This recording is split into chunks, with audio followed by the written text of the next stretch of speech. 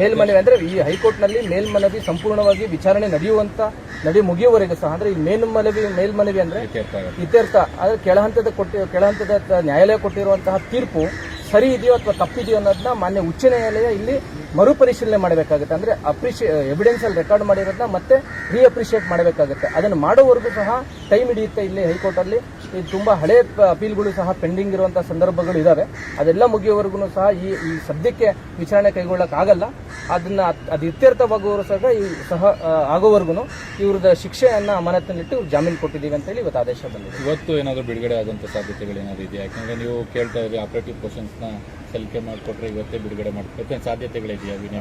ನೋಡ್ಬೇಕು ಸರ್, ಇನ್ನು ನಮಗೆ ಇನ್ನು ದೃಢೀಕೃತ ಪ್ರತಿ ಸಿಗಬೇಕಾಗುತ್ತೆ. ಮಾನ್ಯ ಉಚ್ಚ ನ್ಯಾಯಾಲಯ ದೃಢೀಕೃತ ಪ್ರತಿ ಸಿಕ್ಕ ನಂತರ ನಾವು ಅಲ್ಲಿ ವಿಶೇಷ ನ್ಯಾಯಾಲಯಕ್ಕೆ ನಾವೊಂದು ಅರ್ಜಿನ ಸಲ್ಲಿಸಿ ಈ ಪ್ರಕರಣವನ್ನ ಈ ತರ ಹೈಕೋರ್ಟಲ್ಲಿ ಇವತ್ತು ಆದೇಶ ಆಗಿದೆ, ಅದಕ್ಕೆ ನೀವು ತಗೊಳ್ಳಿ ಅಂತ ನಾವು ಮನವಿ ಮಾಡಬೇಕಾಗುತ್ತೆ. ಅದು ಆದೇಶದ ದೃಢೀಕೃತ ಪ್ರತಿ ಸಿಕ್ಕ ನಂತರ ನಾವು ಅದನ್ನ ತೀರ್ಮಾನ ತಗೊಂತೀವಿ.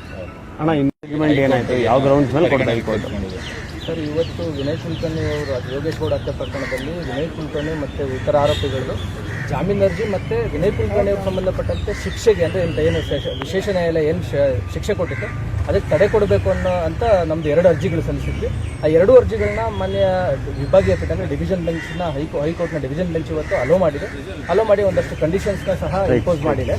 ಅದರಲ್ಲಿ ನಾವು ಮುಖ್ಯವಾದಂಥ ವಾದ ಮಂಡನೆ ಮಾಡಿದ್ವಿ. ವಿನಯ್ ಪ್ರಮುಖವಾಗಿ ಸಿ.ವಿ. ನಾಗೇಶ್ ಅವರು ಹಿರಿಯ ವಕೀಲರು ವಿನಯ್ ಕುಲಕರ್ಣಿ ಪರವಾಗಿ ವಾದ ಮಾಡಿದ್ರು. ವಿನಯ್ ಕುಲಕರ್ಣಿ ಅವರು ಈ ಪ್ರಕರಣದಲ್ಲಿ ಯಾವುದೇ ರೀತಿಯ ಪಾತ್ರ ವಹಿಸಿಲ್ಲ. 2016ರಲ್ಲಿ ಆಲ್ರೆಡಿ ಬೇರೆ ಅಂದರೆ ಲೋಕಲ್ ಪೊಲೀಸರು, ಧಾರವಾಡ ಪೊಲೀಸರು ಈ ಕೇಸ್ನ ತನಿಖೆ ಮಾಡಿ ಬೇರೆ ಆರೋಪಿಗಳ ವಿರುದ್ಧ ದೋಷಾರೋಪಣಾ ಪಟ್ಟಿನ ಸಲ್ಲಿಸಿದ್ರು ಅನ್ನೋದನ್ನ ಅಲ್ಲಿ ಅದಾದ ನಂತರ 4 ವರ್ಷಗಳ ನಂತರ ಸಿಬಿಐಗೆ ಈ ಪ್ರಕರಣ ಹಸ್ತಾಂತರ ಆಗಿತ್ತು. ಅಲ್ಲಿ ವಿನಯ್ ಕುಲಕರ್ಣಿ ಅವ್ರನ್ನ ಈ ಪ್ರಕರಣದಲ್ಲಿ ಸಿಲುಕಿಸಲಾಗಿತ್ತು. ಯಾವುದೇ ರೀತಿಯ ಎಲ್ಲಷ್ಟು ಸಹ ಪಾತ್ರ ಅವ್ರದ್ದು ಈ ಪ್ರಕರಣದಲ್ಲಿ ಇಲ್ಲ ಅನ್ನೋದು ಪ್ರಮುಖವಾಗಿ ಸಿ.ವಿ. ನಾಗೇಶ್ ಸರ್ ಅವರು ವಾದ ಮಂಡನೆ ಮಾಡಿದ್ರು. ಸಿಬಿಐಯಿಂದ ಹೆಚ್ಚುವರಿ ಸಾಲಿಸಿಟರ್ ಜನರಲ್ ಎಸ್.ವಿ. ರಾಜು ಅವರು ಸಹ ಬಂದು ವಿನಯ್ ಕುಲಕರ್ಣಿ ಅವರ ಪಾತ್ರ ಇದೆ ಈ ಕೇಸಲ್ಲಿ ಅನ್ನೋದು ವಿಚಾರವನ್ನ ವಾದ ಮಂಡನೆ ಮಾಡಿದ್ರು. ಎಲ್ಲ ಅಂಶಗಳನ್ನ ಪರಿಗಣನೆ ಮಾಡಿ ಇವತ್ತು ಮಾನ್ಯ ಉಚ್ಚ ನ್ಯಾಯಾಲಯ